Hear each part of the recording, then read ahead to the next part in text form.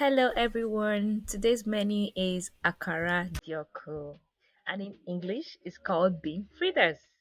Let me show you how to make it. Wash the beans thoroughly, soak for a little while, and then peel off the skin from your beans. Onion and fresh pepper is what you need to make your akara. Add the peeled beans, onions, pepper, and water to the blender to blend it. Do not pour too much water so that it will not be watery. Pour out the blended beans to a container. For you to get the best akara result, this is the right consistency. Heat up enough vegetable oil to deep fry the akara. Add salt to the mixture for taste.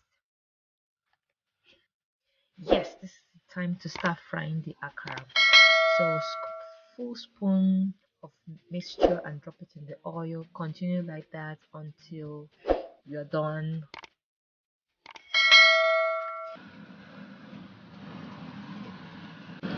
After a few minutes of frying one side of the akara, you turn over the other side to also fry the other side.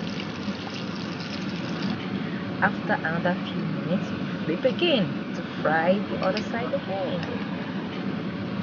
Yes, the akara is ready. Bring it out. This is our final akara. Yum, yum, yum. Try it out and tell me what you think. Thank you for watching.